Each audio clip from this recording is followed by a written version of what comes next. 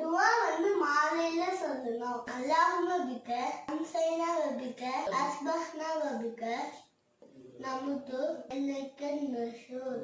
இந்த துவாவை மாலையில ஓதணும். அஸ்ஸலாமு அலைக்கும் வலைக்கும் ஸலாம். ஜஸாக்கல்லாஹ் ஹைர். பிஸ்மில்லாஹ்.